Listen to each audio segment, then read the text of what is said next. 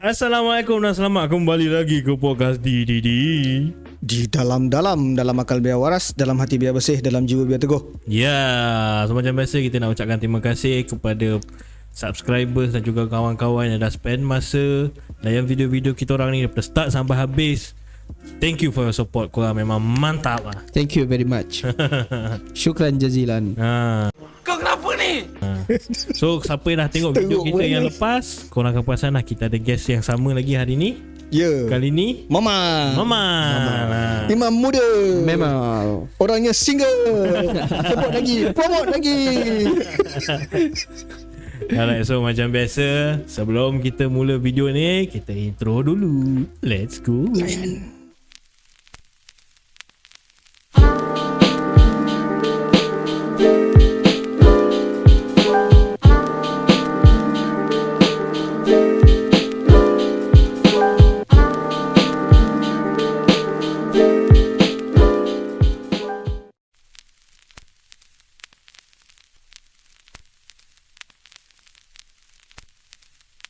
Alright, so hari ni video kali ni video yang lepas kita dah marah-marah, kita dah menghentam, Sihat. sihat tui, kita dah macam tu. So sekarang ni kita nak relax sikit, kita nak berbual santai. Hari ni kita tak ada topik, Kita open mic. Kita tanya-tanya, sembang-sembang kari, sembang-sembang gajah terbang. Sembang kedai kopi ada kali ni? Ada. Daripada hari tu. Gajah terbang. Bukan daripada tu, daripada video hari tu. Video hari tu. Apa lah? Engkau ni memutuskan mood lah. Ni daripada yang first tadi tu. Dua orang yang tengok. Okay. Baru sampai. Kalau tak apa is lain ni. Entahlah. Mungkin terlebih gula agaknya. Tak cap kenapang, cap buruh. Bukan Bukan cap anchor. So pemain hari ni sajalah sembang-sembang lah. Sebab kita nak tahu juga, Mamal, kau kerja sebagai apa sebenarnya? Kerja Kerja. Kerja sebagai hamba Allah yang kekal abadi. Allahu Akbar. Insaf. Korang insaf tak dengar? Dia sambung video yang lepas tu. Saya bekerja di sebuah jabatan kerajaan lah. Okay. Di sebuah jabatan kerajaan. Nanti kalau sebut kan, nanti ramai pula yang datang minta sebagainya. Cukup lah sekarang tu. Tapi dalam hal-hal ehwal Islam lah. Tapi sebelum di jabatan ini, saya sebagai penggerak masjid. Penggerak masjid ni adalah satu jawatan yang ditubuhkan oleh Jabatan Agama Islam dan juga Jabatan Kemajuan Islam Malaysia. Oh, okey. JAKIM. Ditubuhkan untuk menaziri masjid-masjid ni supaya masjid-masjid ni berada dalam keadaan baik lah. So saya jaga di salah sebuah DUN di Johor Bahru, dan lebih kurang ada 8 masjid dan 47 buah surau. Dan sepanjang kerjaya saya rasa itu satu pengalaman yang cukup menarik, sebab saya berkecimpung dengan dunia masjid dan dunia surau. Dan dalam perkara itulah saya banyak berjumpa dengan orang, sama-sama dengan orang tua-tua, orang muda-muda dan sebagainya. Dia macam kena pula lah dengan orang yang datang hari ni. Aku memang nak tanya pasal masjid. Oh ya ke? InsyaAllah mungkin boleh lah. Kau tak tahu rupa masjid ke mana? Bukanlah. Kau ingat aku ni bongok sangat macam kau. Teruk lah dia ni. Aku tanya Tak, je. sebab Mamal dah berkecimpung untuk menguruskan masjid dan surau tu. So ada beberapa persoalan lah yang selalu lah jadi kat sekeliling sebenarnya. Aku nak tahu, kadang-kadang ada certain masjid dengan surau ni, dia tak terima kehadiran orang-orang tabligh. Atas sebab apa kan? Dia sebenarnya Abang Is dengan Abang Zul, bila kita bercerita soal jemaah tabligh ini dan masjid ini, dan konflik antara jemaah tabligh dan AJK masjid ni bukan suatu perkara yang baru. Ini kita dah cerita 10-20 tahun yang lepas.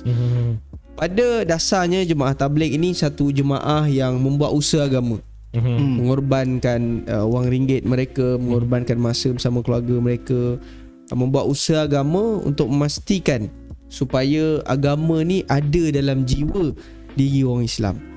So ada dua keadaan di sini. Betul. Yang pertama, keadaan masjid ataupun surau tidak mengalu-alukan kehadiran jemaah tabligh. Itu yang pertama. Yang kedua, mereka bukan tidak mengalu-alukan, mereka berikan tetapi dengan syarat mestilah ikut prosedur.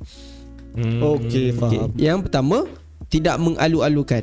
Kalau tidak mengalu-alukan ini, saya memang kecam lah. Sebab kalau kita fikir logik akal, jemaah tabligh ni dia nak datang buat usaha agama. Betul. Supaya satu kampung kita ni boleh dapat manfaatnya. Betul. Maksudnya orang yang tak datang masjid, Dia akan datang masjid. panggil. Orang yang tak tutup aurat, dia nasihatkan untuk tutup aurat. Dia akan, yang menariknya jemaah tabligh ni, dia akan pergi pintu ke pintu, ketuk satu pintu, satu pintu untuk panggil orang-orang lelaki yang dah balik supaya sembahyang berjemaah di masjid, dapat amal agama dengan sempurna, dapat tutup aurat dengan sempurna. So ini satu usaha yang baik lah. So bila satu usaha yang baik, dia datang ke tempat kita, buat usaha begitu dan secara percuma.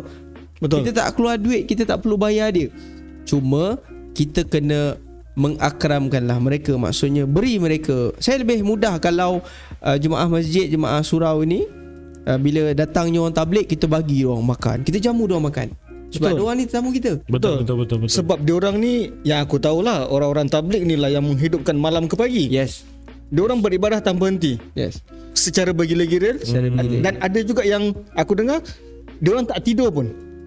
Memang diorang beribadah daripada habis isyak tu sampai ke subuh. Jadi orang-orang macam ni patutnya kita bagi layanan yang lebih istimewa lah sepatutnya. Yalah. Itu di satu sudut. Kerana soal ibadah ini secara infradi. Maksudnya secara individu, dia beribadah secara individu. Tetapi kalau kita fikir dalam konteks yang lebih besar, dalam konteks kesan dia kepada masyarakat di kawasan kita. Contoh, Betul. saya beri contoh. Masjid di Kangkata-Brau. Contoh di Kangkata-Brau, di kampung saya lah. So kalau kita panggil jemaah tabligh, dia datang, dia menginap di Masjid Kangkata-Brau 3 hari. So antara intipati dalam 3 hari tersebut, dia pergi jumpa orang ke kampung, dia ajak orang datang masjid dan datang surau. Di satu sudut ialah dia beribadah infradi, tetapi individu, secara individu. Tapi kesan dia pada masyarakat, maksudnya dia panggil dah hari ni berapa ramai orang yang datang masjid asbab kerana mereka panggil. Itu kesan dia lah yang saya nampak. Yalah. Bukan setakat tu. Ada perubahan macam daripada hari biasa dengan hari yang ada jemaah tabligh tu datang. Saya memang nampak lah perubahan dia. Maksudnya bila dia buat usaha tu, sepatutnya itu kerja jawatan kuasa masjid. Ya, betul. Yang setempat lah kan. Patut dia yang kena tarik orang kawasan kampung tu untuk datang ke masjid. Dia dakwah lah, panggil orang kampung supaya datang masjid. Bilal misalnya yang panggil Allahu Akbar kan. Tu di satu sudut lain dia kena ketuk-ketuk pintu rumah orang, panggil orang datang ke masjid. Tapi jemaah tabligh ni datang willing untuk bantu kita. Kenapa pula kita tiba-tiba nak menghalang mereka? Betul. Tetapi di satu sudut yang lain, mungkin yang saya lihat, mereka yang menghalang ni memang saya kutuk. Sebab apa kau menghalang? Apa asas kau menghalang? Kau cakap jemaah tabligh ni mengutuk, dia kan ada amisaf dia, bagi tahu dia lah. Bagi tahu amisaf dia, okey, amisaf kalau lepas guna masjid ni bersihkan. Dan saya yakin mereka akan bersihkan. Sebab mereka ada sesi khidmat masjid dan sebagainya. Ada juga mungkin satu kelompok yang bukan tidak benarkan, dia benarkan, tetapi dengan syarat jemaah tabligh ni, dia datang ke masjid, dia mesti dapat kelulusan daripada pejabat kadi daerah. Kelulusan ini supaya dia punya niatnya, tujuannya, bila ada kelulusan ni, kelulusan ni lah yang akan memantau. Supaya yalah, kita tak tahu, mungkin jemaah tabligh ni bagus-bagus semua. Betul. Tapi mungkin ada orang yang menyamar. Misalan saya bagi satu contoh. Misalan orang yang menyamar sebagai jemaah tabligh, akhirnya dia buat kerosakan, dia tak menjaga kesucian, ada kesucian masjid. Ataupun di satu sudut yang lain, mungkin dia menyebarkan ajaran sesat dan sebagainya, sihat dan sebagainya. So kita nak kawal perkara tu. Kita nak kawal perkara tu, akhirnya dia kenalah buat permohonan di pejabat kadi daerah yang mengatakan bahawa dia nak beriktikaf di masjid sekian-sekian supaya perkara ni dapat dikawal. Dan saya tak pernah nampak lagi borang-borang permohonan tersebut ditolak oleh Kadidaya. Akhirnya semua dilulus. Bila dia buat permohonan untuk kelulusan tu, dia kena register as a group ke ataupun dia kena register each individual yang pergi tu? Dia maksudnya dia daftar dia nak pergi ke masjid mana, lebih kurang berapa orang dia nyatakan lah. Tapi taklah kita bila dia kata 5 orang, kita mesti tepat 5 orang.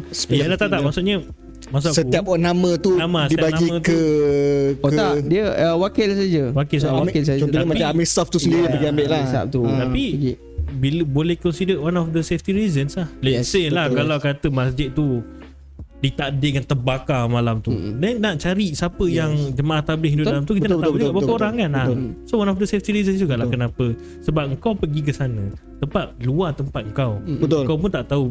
Mungkin orang pun tak kenal kau siapa, orang tak kenal kau siapa, bala polis terdekat kat mana, benda semua. So kalau apa-apa musibah yang menjadi pada diorang ni, macam mana kita nak tolong? Kita pun tak tahu diorang berapa ramai. Aku faham. Unless kalau ada macam kau cakap tadi, ada black and white, ada kelulusan apa semua. So kita taklah macam tadi dia cakap, apa kau cakap, taklah kata 5 orang tu mesti tepat 5 orang kan, lebih pun tak apa. So at least kita dapat anggaran pun cukup lah. Betul. So kita tahu siapa, and nama wakil ada kan, nama staff tu kan. So kita nak tahu tu siapa je. Tapi cantik juga kalau betul sungguh kena buat macam tu, diorang bagikan list nama yang datang tu pun bagus juga. Bukan apa, untuk record.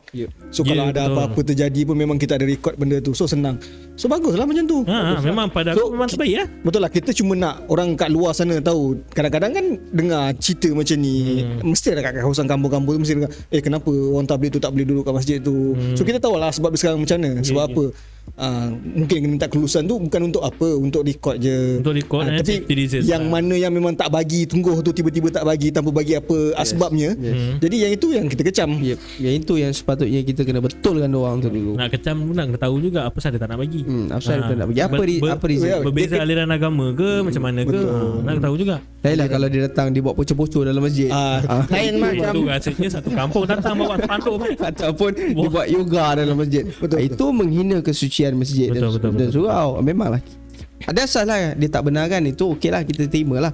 Tapi kalau dia kata kenapa kau halau dia, kenapa kau tak benarkan dia itikad di masjid, sebab dia dakwah, sebab dia panggil orang kampung datang masjid surau, agak-agak tu lain macam tu. Itu siapa yang sesatnya? Jap, cakap pasal tabligh ni, aku tak tahulah benda ni masih ada lagi ke tak sekarang kan. Tapi stigma orang pada tabligh ni, diorang tak memandang berat usaha orang jemaah tabligh ni, sebab ada stigma yang mengatakan diorang ni tinggalkan tanggungjawab, tinggalkan anak bini tu semua, tak ada apa-apa, kadang sampai tak ada makan apa untuk dia pergi tabligh. Jadi contohnya macam kau sibuk nak sebar agama, tapi tanggungjawab kau sendiri ni kau tak tunaikan.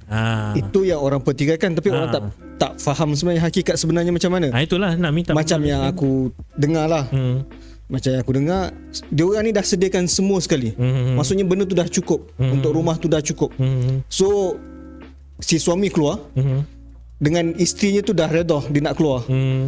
Dia orang bukan suka-suka nak keluar, tapi dia orang biasanya pasangan dia orang tu, dia orang dah faham dia ni nak pergi untuk apa, buat apa.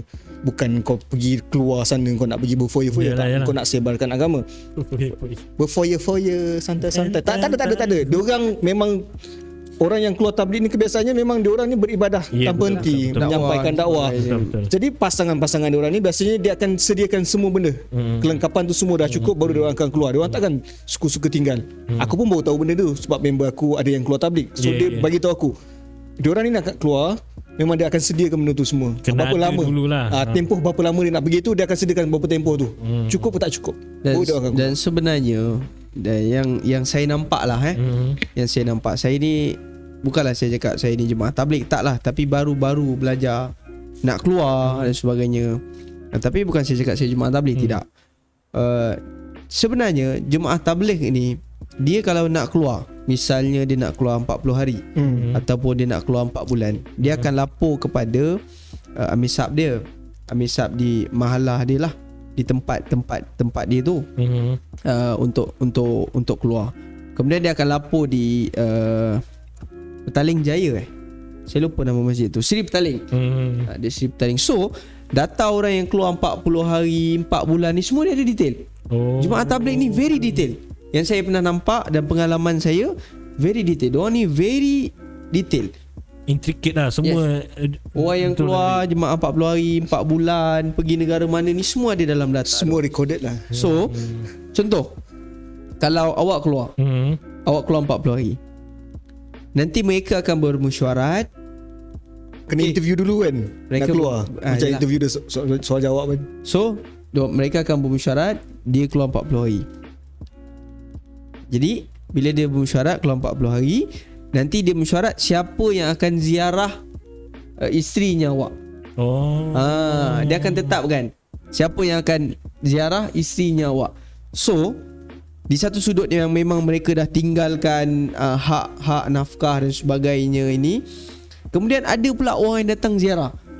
Dia datang ziarah pula ni, dialu-alukan untuk bawa makanan dan sebagainya lah. So datang ziarah, tanya khabar macam mana. So saya tak nampak pun sebenarnya ada isu tak ada makan lah, kejam dan So sebagainya. persepsi orang. Yes. Yang tu nak kena tukar lah maksudnya. Persepsi orang lah. Dan kalaupun adalah, katalah kita ada seorang, adil ke kita nak menghukum semua jemaah tabligh buat begitu?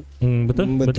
Kalau ada seorang sekalipun, katalah dia terlepas pandang dan sebagainya, akhirnya kita kata apa ni jemaah tabligh tinggalkan isteri dan anak tanpa ada makan, tak beri nafkah, buat kerja agama tapi tak beri nafkah pada anak, tak faham agama dan sebagainya. Kita sebut jemaah tabligh. Kita tak sebut apa ni Amirul Akmal tinggalkan anak bini. Betul, dia tak sebut individu. Terus Dan, rata. dan kalau pun situasi itu terjadi pada diri kita, kita tengok jiran kita ni, kita dah tahu jemaah tabligh tak ada makan, kenapa kau lebih memilih untuk mengecam daripada kau membantu sendiri? Di satu sudut, Masyarakat sekarang kecam dulu, baru tolong. kecam dulu baru tolong. Nak tolong pun tak kena rekod dulu. Lepas tu kecam. Contoh, katalah saya buat salah. Takkan saya ni sebagai rakyat negeri Johor, orang nak tuduh negeri Johor ni jahat kerana saya yang buat salah. Betul. Kerana segelintir. Bahkan kerana saya seorang. Itu juga dalam jemaah tabligh. Mungkin ada satu yang terlepas pandang, akhirnya dia hukum semua sekali jemaah tabligh. So ni masalah individu lah. Yes. Saya rasa ni tak adil. Betul. Faham. Betul. Cerita pasal tabligh panjang betul. Aku ingat sikit je tadi. Rupanya panjang je lah. Tak apalah, ilmu. Ilmu. So kadang-kadang pun ada jugalah terdengar kat dalam situasi institusi masjid surau ni lah. Diorang bukan tak ada duit. Diorang ada duit. Sebab sumbangan tu sentiasa ada, sentiasa Yalah, berjalan. betul. Tapi kadang-kadang ada certain tempat ni macam orang susah nak minta tolong pun susah nak dapat. Kroni ke? Wallahualam.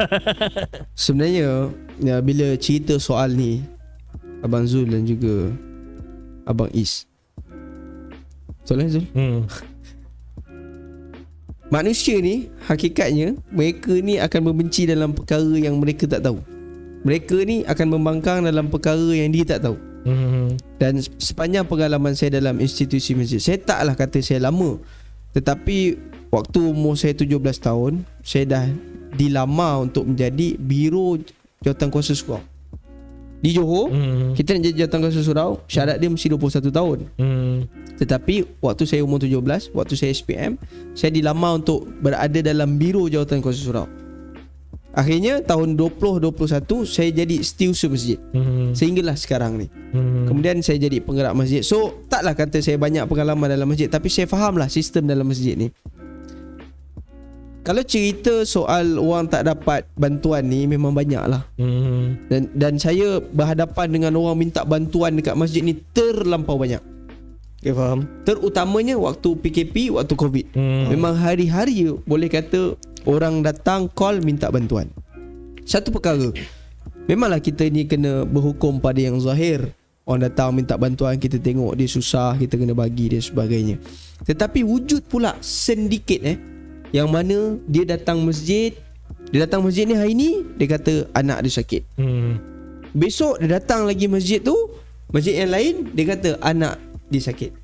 Lepas tu tulat, dia datang lagi satu masjid yang lain, dia kata anak dia sakit.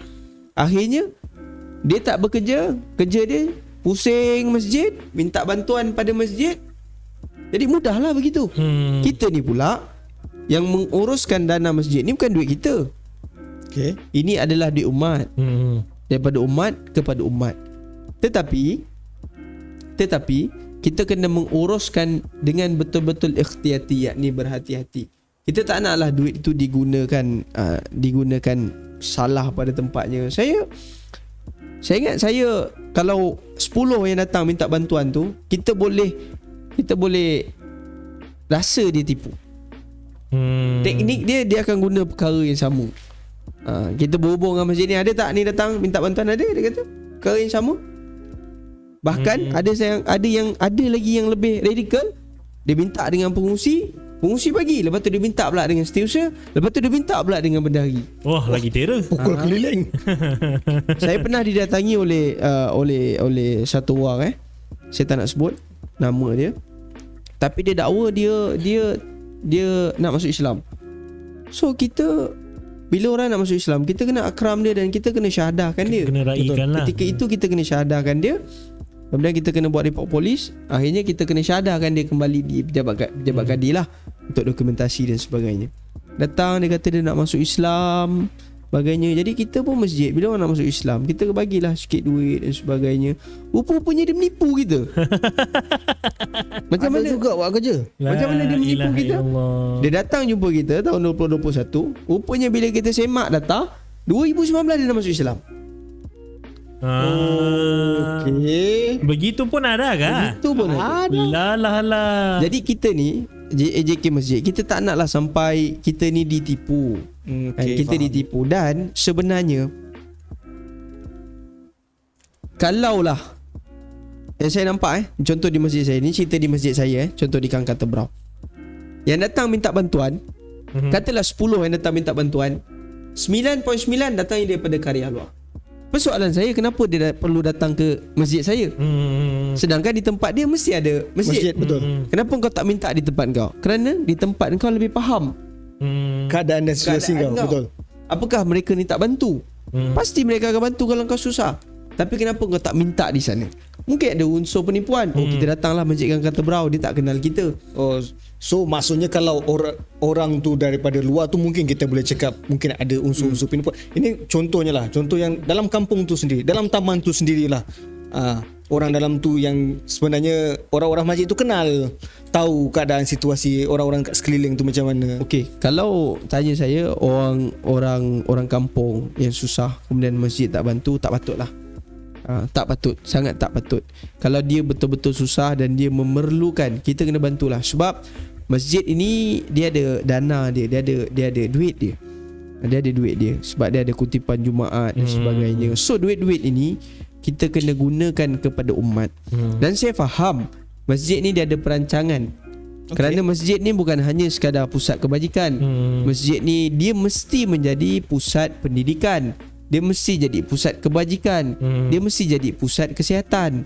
Banyak peranan masjid dan surau. Jangan kita kecilkan peranan masjid dan surau ni. Seolah-olah masjid dan surau ni tempat kita nak solat, tempat kita nak nikah, tempat kita nak uruskan orang jenazah dan sebagainya. Bukan itu semata-mata. Banyak peranan masjid ni dan banyak perbelanjaan masjid yang perlu kita teliti. Faham. Tetapi kita kenalah allocate untuk kebajikan orang kampung kita. Kena ada juga lah. Lebih mudah, kita kena banci every year. Supaya data tu ada. Siapa yang miskin, siapa yang asnaf, siapa yang anak yatim. Ini dia bawah tanggungjawab kita. Jadi kita kena pastikan betul-betul mereka yang berhak mendapat hak mereka ni diberikan hak mereka. Aku sebenarnya kan, aku first time tau dengar kes orang tipu minta bantuan ni.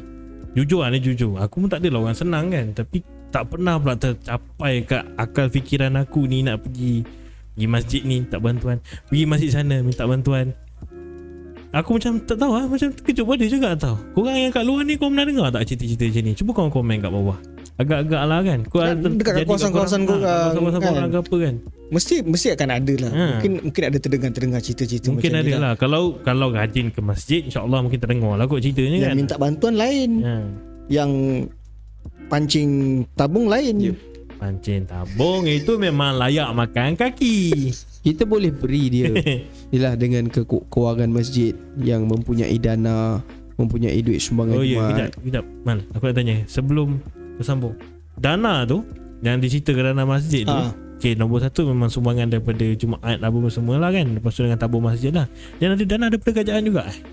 Dana daripada kerajaan ni berbentuk duit ni jarang lah biasanya. Oh, bukannya memang ada dana untuk Bukan, masjid? Oh, tak ada kan memang. So memang fully dependent on sumbangan masyarakat. Sumbangan penduduk setempat lah masa. Sumbangan. Okay. Sambung balik. Tanya tu je. Kat mana tadi? Tak, kau potong lah. Tak, sebab aku nak tahu. Okay, saya dah dapat. Sebenarnya kita boleh beri dengan keuangan masjid dan surau yang ada duit. Kita boleh beri. Tetapi yang kita tak suka ialah budaya menipu. Kita tak nak melazimi budaya menipu tersebut. Kalau dia datang, dia kata saya orang susah, boleh tak you all tawarkan saya bekerja ke? Kita lebih gemar begitu. Ya, betul. Mungkin kat masjid tu ada apa-apa kerja yang dia boleh buat, kita bagi dia. Ataupun mungkin orang masjid tu sendiri ada tahu lubang-lubang kerja kosong ke apa jadi tukang kemas masjid ke apa ke. Paling tidak lah kan. Bukannya susah pun. Betul.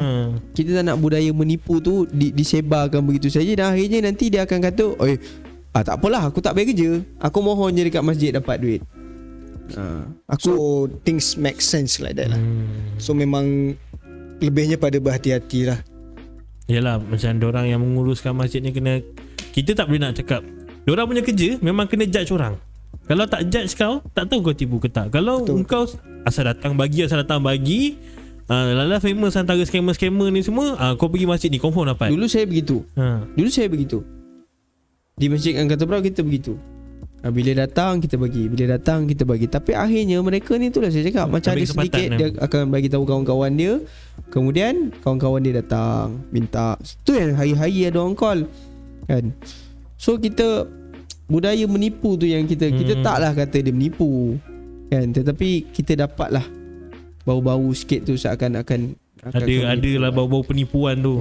Taklah kata semua yang datang minta bantuan di masjid tu menipu. Tak, saya tak kata begitu. Tetapi kebanyakan ada yang mengambil kesempatan untuk kepentingan diri masing-masing. Betul.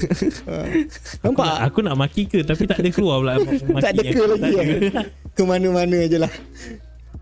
Lepas tu lagi satu yang mungkin lah kadang-kadang lah, ataupun susah pun nak dengar benda macam ni.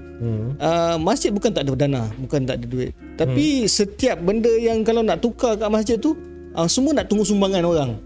Padahal kita ada dana untuk perbaiki tempat tu. Contoh nak tukar kapet ke, nak tukar kipas ke, dah uzur, tapi still nak tunggu. Tak apa, tunggu orang bagi sumbangan, nanti kita buat lah.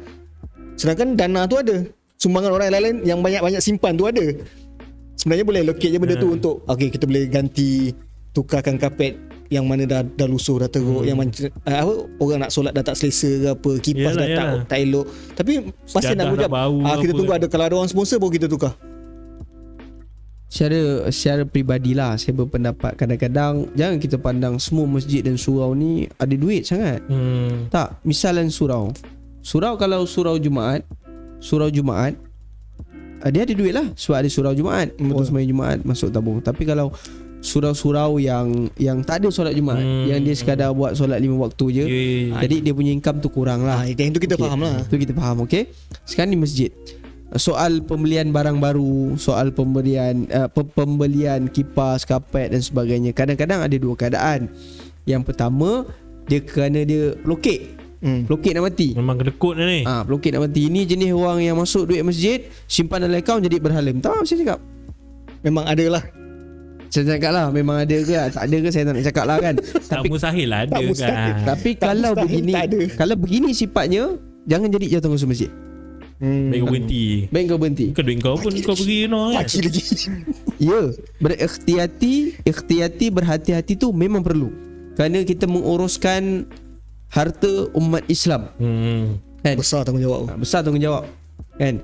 Tetapi janganlah sampai terlampau pelokek, akhirnya sampai pipe yang rosak satu pun tak boleh betulkan. Itu memang kita marah dan kita kecam lah. Memang tak sepatutnya jadi begitu. Tetapi kadang-kadang ada juga masjid-masjid yang aku rasa aku boleh save duit ni, kenapa aku nak keluarkan duit tu untuk beli kapet. Contoh, kita nak beli kapet harga RM100,000, kenapa aku nak keluarkan tabung masjid, sedangkan aku boleh save tabung masjid tu, beli kapet tu RM100,000 tu mungkin aku boleh minta yang berhormat parlimen ke, yang berhormat adun ke, ataupun aku cuba je buka ruang untuk orang wakaf. Kadang-kadang Ada setengah orang memang dia nak wakaf. Dia nak cari pahala wakaf, Betul, nak cari betul. pahala sedekah tersebut. So dia berpendapat bahawa 100,000 tu boleh dimanfaatkan kepada perkara yang lain.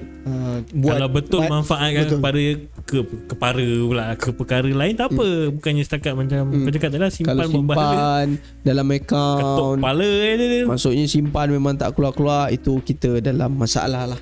Kita dalam So masalah. dalam hati tu tak berapa nak bersih Dan kalau macam daripada segi maintenance masjid ni, macam sebut pasal kapet tadi kan, dia punya masjid-masjid ni dia ada tak macam pembersihan berkala ke, ataupun dia macam berapa tahun sekali okey kita nak kena tukar juga kapet ni, ke memang dia tunggu waktu memang dah uzur ke macam mana? Dia tengok lah, sebabnya kebanyakan barang-barang di masjid ni dia bersifat wakaf. Bila wakaf ni kita kena manfaatkan dia selagi ada manfaat. Jadi kalau pembersihan tu ada jugalah panggil orang. Pembersihan memang ada lah. Kita memang ada noja kat masjid dan sebagainya. Biasanya memang orang masjid sendirilah. Memang kita biasanya masjid-masjid ni kebanyakan ada noja-noja yang kita beri allow lah untuk bersihkan masjid-masjid dan surau-surau ni. Dan mereka ni boleh dapat allow daripada Jabatan Agama Islam Negeri Johor. Noja ni. Tak, aku tanya bukan apa, sebab kadang-kadang ada time aku pergi sembahyang Jumaat. Kan biasa kan bila masjid sembahyang Jumaat kan ada 2 tingkat kan. Okay, yang bawah okey. Yang bawah memang tip top, mantap. Kapet wangi. Tapi bila sampai ke atas, aduh yai. Dia pergi kat tepi-tepi sikit, dia tetik cicak. Cermin-cermin tengah tak lap-lap. Kadang kipas berabuk. Tu yang kadang-kadang aku pun jadi macam pelik lah macam tak ada pembersihan berkala ke kan. Dia lebih pada individu sendirilah Ketika menjalankan tanggungjawab. Ketika saya jadi penggerak dulu, ada beberapa elemen penting yang saya beritahu kepada setiap pengurusi masjid dan pengurusi surau yang saya jumpa.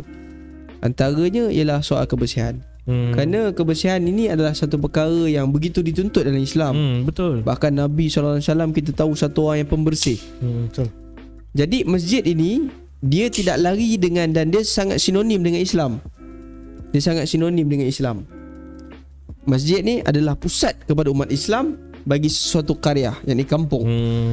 Kalau masjid tidak memainkan peranannya sebagai pusat yang sangat bersih, kita nak expect apa pada orang kampung? Kalau dulu Faham. orang tu kita kata, kita kalau nak tahu orang tu pembersih tak pembersih, rumah dia bersih tak bersih, kita masuk tandas dia.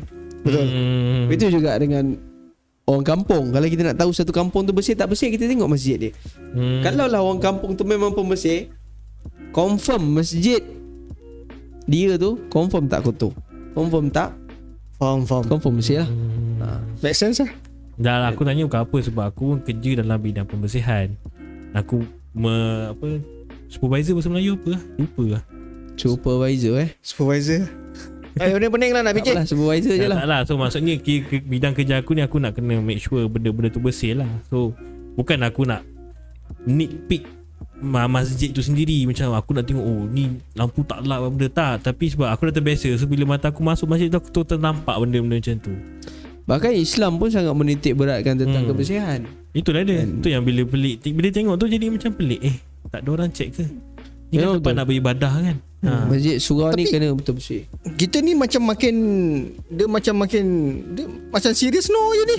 Apa hal Tak, aku nak bertanya salah ke? Tak lah, kita perbualan kita ni macam Aku rasa kau je rasa macam tu. Kau rasa tu Mas? santang. Oh tak, aku je Kau ni suka lah potong. potong lagi. Maafkan saya. Kan hilang lagi. Cuba tanya saya apa kegusaran saya. Tanyalah. Jap, tunggu. 3, 2, 1. Nanti cut kan? Tak, saja je lah.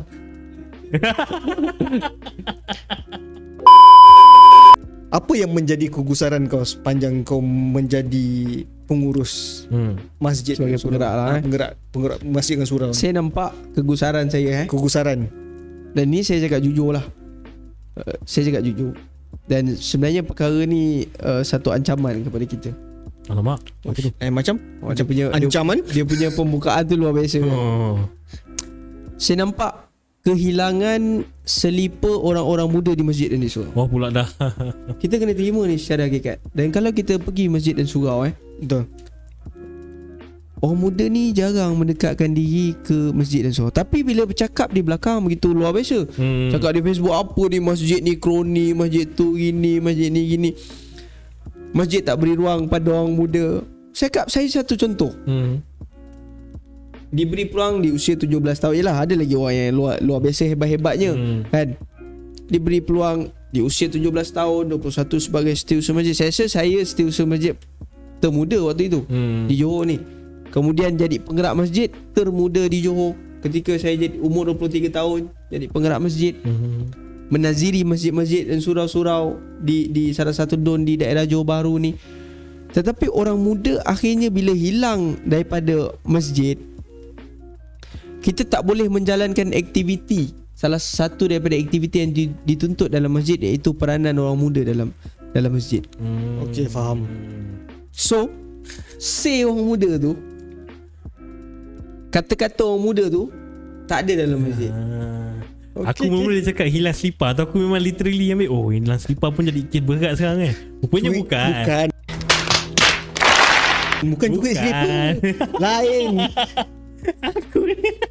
Kalau kita berada dalam institusi masjid ni ada duit, kita boleh memanfaatkan duit masjid tersebut. Contoh, kita nak main futsal tiap-tiap minggu kan? Kita nak main futsal tiap-tiap minggu. Contohlah ada seorang JK muda, Ji, apa kata kita buat program futsal mingguan? Kita buat malam sebelum main futsal tu, kita solat isyak berjemaah. Dakwah tak tu? Dakwah Bilhal. Kita solat isyak berjemaah, lepas tu kita main futsal. Lepas kita main futsal, kalau nak berat lagi, kita iktikaf dekat masjid, lepas tu kita qiyamul lail. Boleh tak begitu? Boleh pakai di masjid. Nampak menarik tu. Bagus aktiviti. Pembangunan orang muda. Semangat juga tu. Sihat dapat, pembangunan orang muda sihat. Betul. Akhirnya kita tarik orang muda datang kepada masjid. Sebab apa? Mereka ni akan mewarisi. Betul, mewarisi, menggantikan orang-orang lama. Yes. Tapi masalahnya orang-orang lama tak nak turun.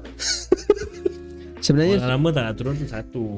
Itu pun betul lah. Tu mungkin salah satu tak sebab. nak turun. Dua, dia tak nak bagi peluang. Ya. Tak ada ruang dan peluang. Tak ada peluang untuk orang muda, ataupun orang muda sendiri tu tak ada kat kawasan tu. dia tak ada buat peluang. Pada saya dia tak ada buat peluang. Kalau you kata orang muda tak ada buat peluang, orang muda, pada saya radikal sikit saya dalam hal ni. Kalau dia kata orang muda tak ada buat peluang, orang muda tak diberikan peluang, kenapa kau tak datang masuk dalam masjid tu rebut peluang tersebut? Cuba hari ni aku cakap soal kita nak bagi hadiah. Sanggup pula engkau merebut peluang kan? Betul. Kita nak bagi 10,000, kau sanggup pula rebut peluang. Ini 10,000 ni dalam soal agama, takkan kata nak rebut peluang? Ini cerita daripada orang yang mengendalikan masjid tu sendiri. Macam kau dengan aku, kita takkan datang solat dengan ceramah je. Betul. Ada juga masjid-masjid yang sampai mencari orang muda. Ada satu surau yang saya selia. Biro rakam muda dia umur 74 tahun.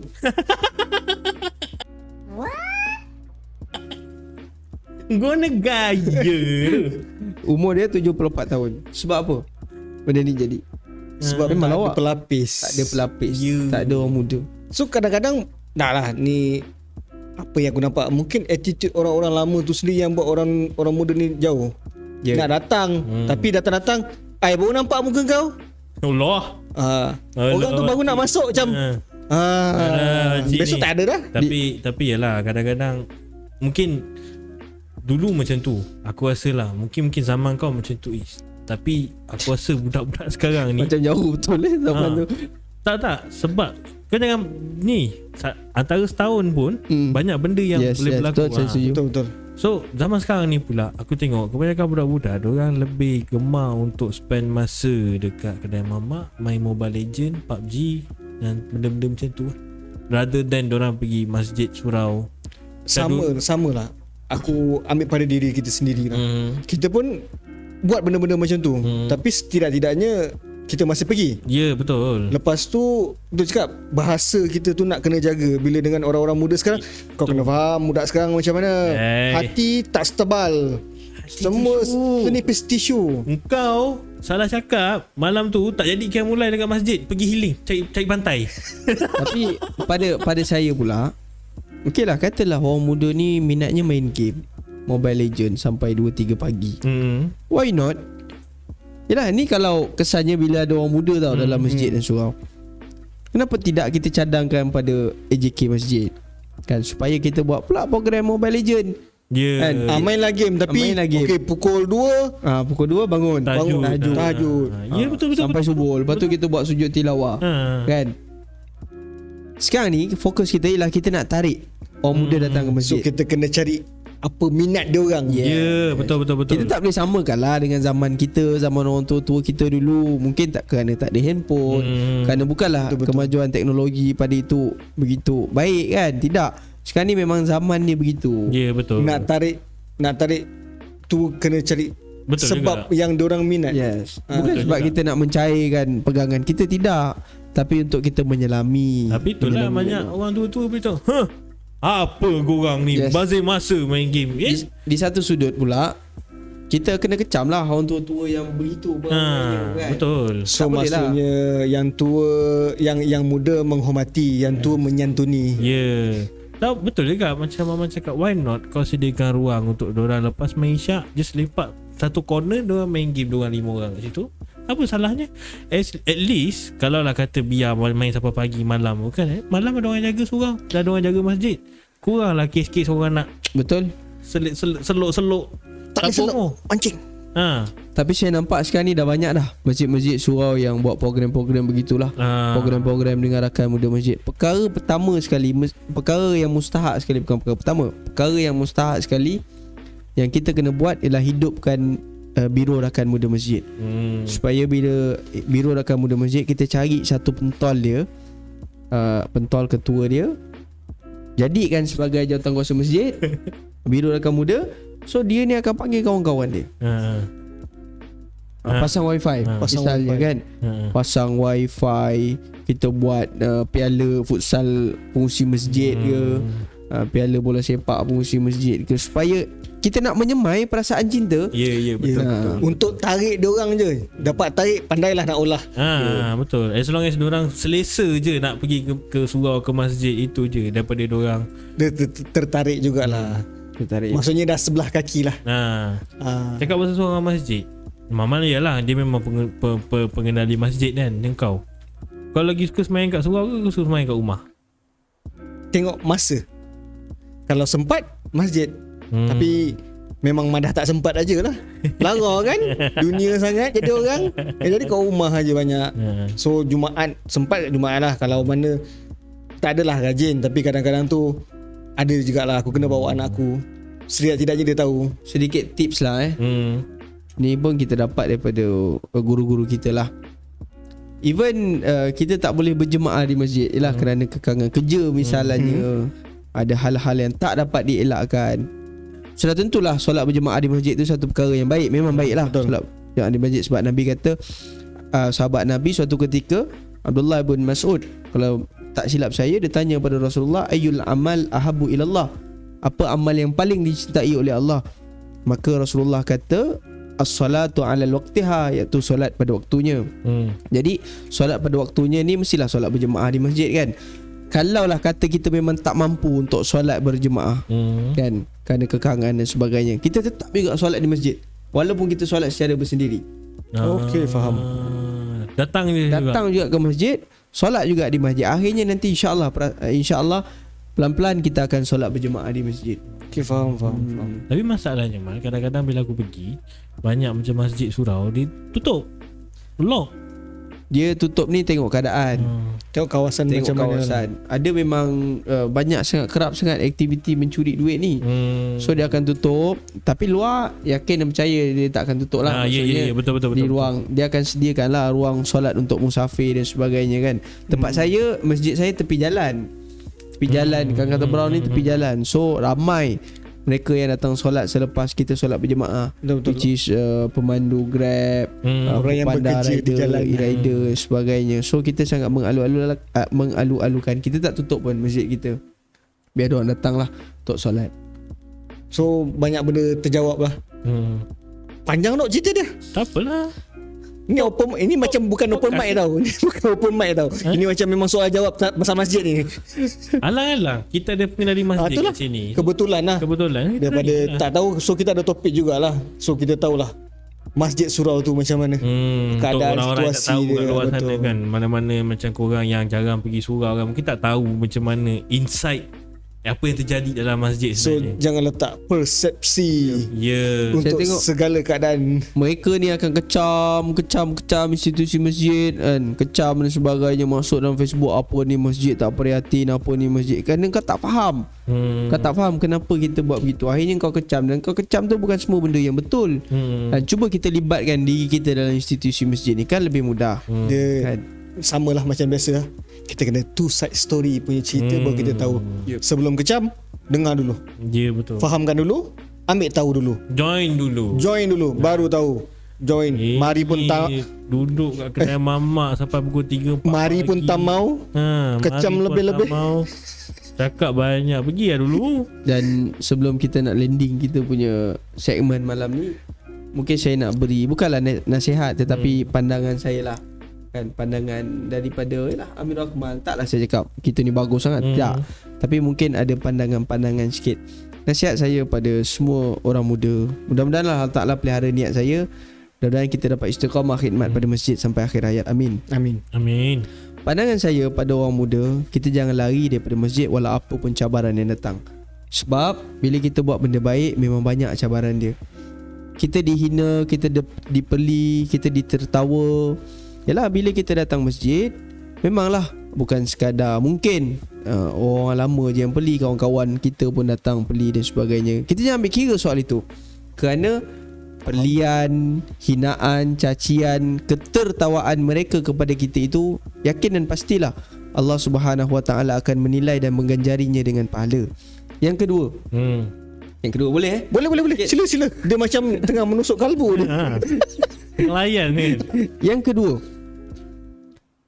masjid ini adalah satu amanah daripada Allah Subhanahu Wa Taala. Kita boleh kata masjid kita di tempat kita berada dalam keadaan yang tak betul, maksudnya tidak menjalankan fungsinya.